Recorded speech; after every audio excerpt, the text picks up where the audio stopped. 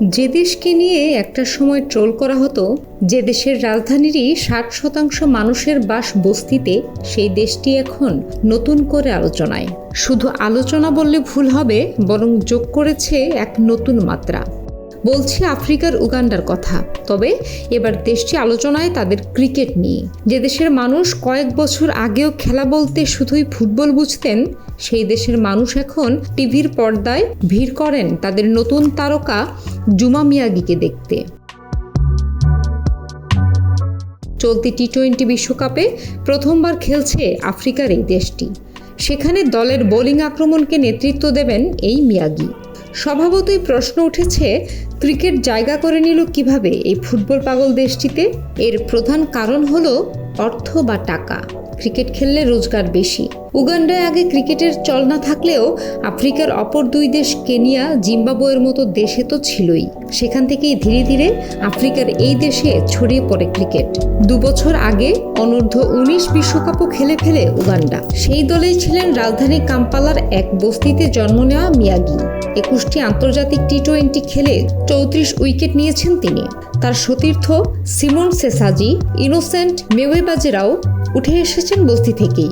তারা মূলত এমন একটি জায়গায় বসবাস করেন যেখানে সুপেয় পানি, স্বাস্থ্য পরিষেবার মতো মৌলিক বিষয়গুলোই ঠিকমতো পাওয়া যায় না। কিন্তু হাল ছাড়েননি তারা। ক্রিকেট খেলে যে অর্থ পেতেন তা দিয়েই নিজ নিজ এলাকার উন্নতি করার চেষ্টা করেন তারা। ক্রিকেটারদের এই লড়াইটা কাছ থেকে দেখেছেন দলের প্রধান কোচ অভয় শর্মা। বিশ্বকাপের আগেভাগেই দায়িত্ব নেন এই ভারতীয়। মুম্বাইয়ের বাসিন্দা অভয় শর্মা জানেন বস্তির জীবনটা আসলে কেমন।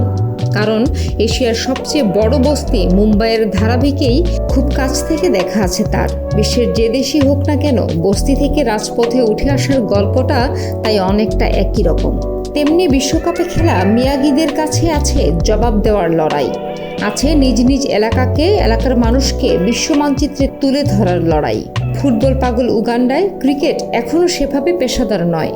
তাই জীবিকা নির্বাহের জন্য খেলার পাশাপাশি অন্যান্য কাজও জুটিয়ে নিতে হয়েছে ক্রিকেটারদের। তবে সবাই যে অন্য কোনো কাজ করেন তাও কিন্তু নয়।